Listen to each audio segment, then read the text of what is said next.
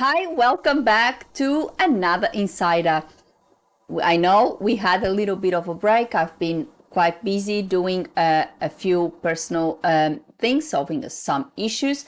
There will be a bit of disruption. There will be another week that we won't have our normal Insider, but I will try to get back to normal as soon as possible. Next year, there will be a few things that will change in regards to frequency of the content that I produce, but I'm not planning to make any changes to the YouTube channel, but maybe on my blog there will be a few changes. But let's get on with it and let's start talking.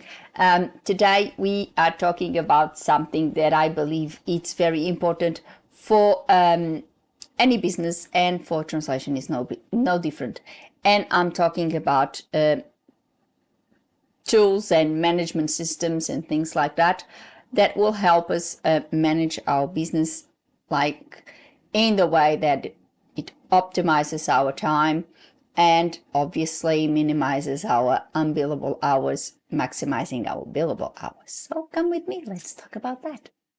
So let's talk about billable hours, unbillable hours, managing our time, and obviously managing our own business. So it's obvious that in any company, in any business, you always need to optimize everything in your company in order to cut costs, be more efficient, be more effective, attract more clients. You know, it's not something that happens with multinationals or something that just happens with a small business.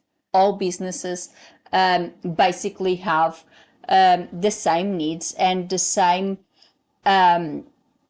ideas in terms of optimizing everything within the business. Of course, if you are talking about a multinational, you will need way more optimizing and way more work to be done in order to get that effective work, obviously your company working effectively. A small business will do that in a smaller scale. It's easier to understand that. For translators, it's not different. As I said, and I keep on stressing, I tell that to my mentees, I tell that to my students in my courses. I always say this: we need to look at ourselves as entrepreneurs. We look at ourselves as business people because that's what we are. So when we run our business, it doesn't matter if it's just us or if it's us and 2 or 3 colleagues or whoever it might be. We always need to bear in mind that we are running a business, and we need to look at that as a business as if we were running a multinational. Because if you are organized, if you have everything organized, chances are your business runs more effectively and it's more profitable. That's my theory, and I'm sticking to it. So one of the things that we need to understand is billable and unbillable hours. Billable hours obviously is easier to understand, is the time that you spend working for paid customers, whilst unbillable hours, it's all the other hours that you spend doing internal work for your business. Could that be in your marketing? Could it be on getting a new website, which in reality would be also part of your marketing? Would it be with admin work, invoicing, preparing quotes, whatever it might be? That's your unbillable hours. Producing any sort of content, even writing a book. Once the book is published, that will become passive income. That's another thing that we could talk on another video. And I think I already did one about passive income.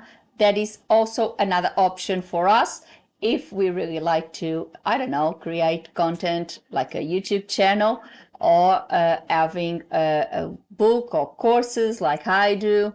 That would become a source of income in time, and that will be passive income.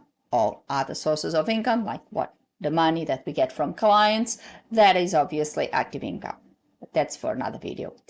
So when you do your unbillable hours, you have to really optimize this segment in a way that you minimize the time that you spend doing it, so you can maximize your billable hours and obviously maximize your profit.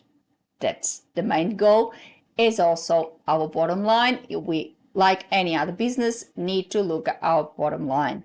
So what do? For example, I have a very simple strategy. I usually use Mondays to do all my marketing, to do all my content. So recording these videos, for example, for my YouTube channels, they are always recorded on Mondays. So I'm talking to you on a Monday, and you will be seeing me next week on Monday, when I'll be recording the following video. This is how I usually work. So why do I choose my Mondays? Because usually Mondays is a very slow day in terms of paid work, and therefore it would be a good time for me to do all of these activities. For example, creating my articles, creating my YouTube videos, and things like that. I usually choose to do that. Organizing anything within the business, letters to send clients, something like that. The end of the year is just upon us, so it's time to send letters to clients, for example, notifying them if there's any alterations in pricing or something like that. And the usual complimentary letter saying happy new year, and advising them that I would be closed in for a certain time, because obviously that's also part of running a good business and having good communication with your clients. I have said that many times. It is very important. All of this is part of your admin, is part of your unbillable hours. If you choose a day that usually it's very dead for you and you don't really get a lot of projects, that will help you get more time during those other days where you are likely to receive more projects and not get overwhelmed with everything at once. That's why I choose my Mondays, because my Mondays used to be a little bit slower and calmer, so I have time to produce my content, and then I leave the rest of the week to deal with my clients, all my other projects. So doing this, it's very important. Of course, admin, it's another different or has another dynamics, if you like, because let's say if I receive a project for a certified translation from a private client tomorrow, I'm not going to wait until Monday to invoice that client. It doesn't work like that in my business. A lot of businesses, for example, that have contracts or something like that, they just invoice at the end of the month. I have one of those contracts, and I do invoice that client at the end of the month. That's why I prepare my timesheets every month. But for a private client, for a one-off project, you have to prepare your quote, you have to prepare your invoice immediately. The client, of course, the client would wait. They wouldn't mind if they have to wait 1 week to get to pay you, but obviously that wouldn't be convenient to you. So that is the admin that you cannot really postpone and leave for a dead day. You have to do it. But for example, even on that, if you are organized, do that admin at the end of your day. If you're doing the project, you leave your last 5 or 10 minutes, because let's be honest, it won't take you that long to prepare your invoice. It will be easy.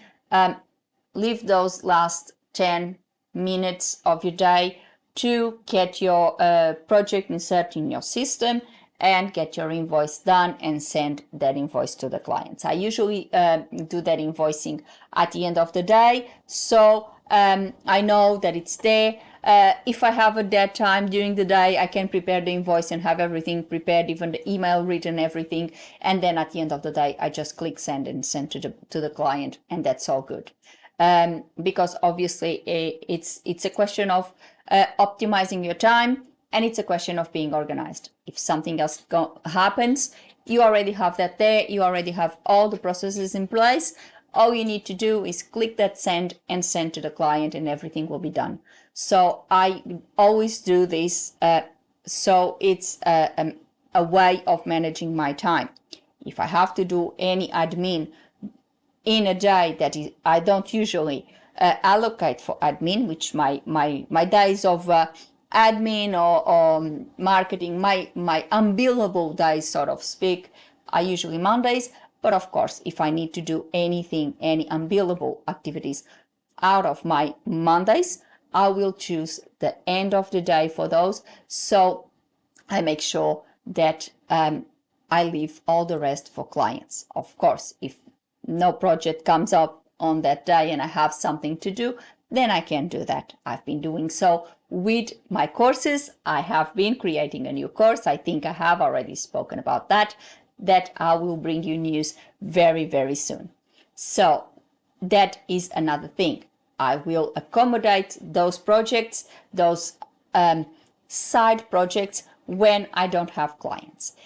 And why is this so important? If you have all these things going on, if you have all this organization in your business, you can, first of all, you feel that you are in control of things. And that's very important. If you are a business person, you want to be in control of your business. You want to be in control of what you do. You want to know exactly what you need to do. You want to know exactly what you're going to do. So that's why it is important to be organized. I always say this. It is important to be organized. I know I am an absolute organization freak.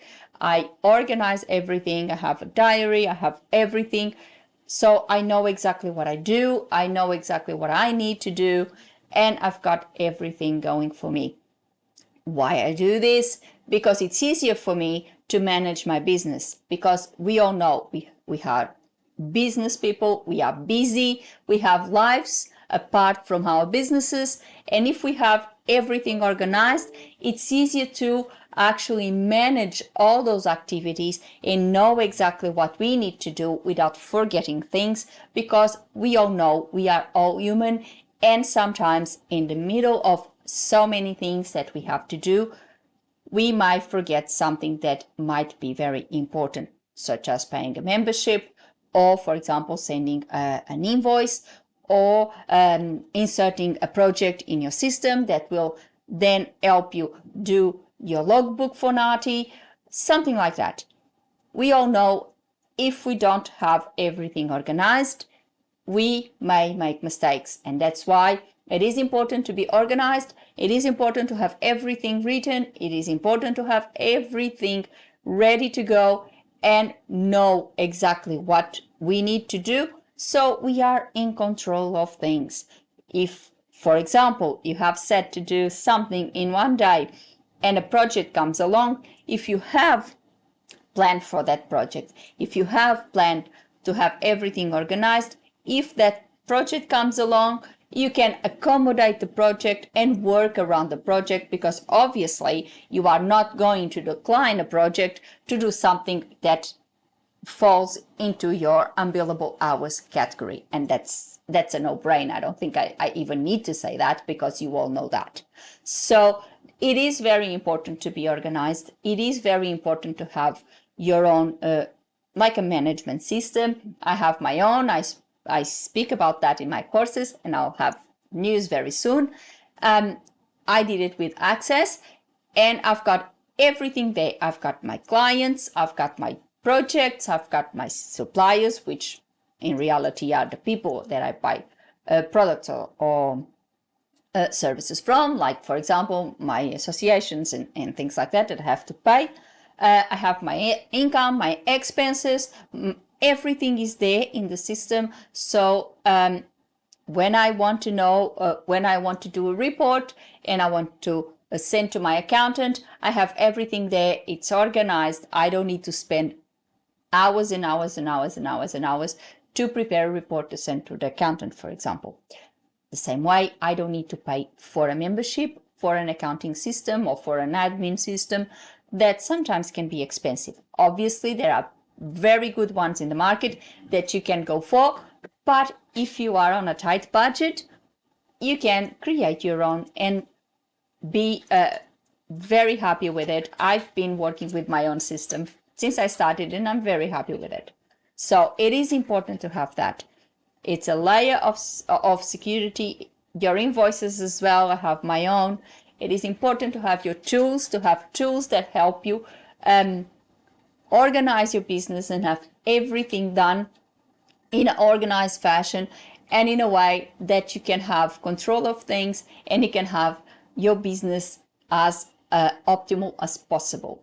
That's called running an optimal business. And I think if you really want to go the extra mile and give that step, you will see how much better you will feel about your business, because everything is organized, and you will feel that obviously you can work in a much more efficient way because you have everything done and you know what you need to do, what needs to be done. You can, for example, one of the tools that I really use is my Outlook calendar. I put everything in there. If I need to pay a membership, if I have a meeting, if I have a doctor's appointment, so I need to set my autoresponders for my email. Everything is on that calendar. Is a very important part of my day, is that I have my Outlook platform open and I've got my emails there. I answer straight away, which is another thing that I consider very important for translators. Please have your email and reply promptly.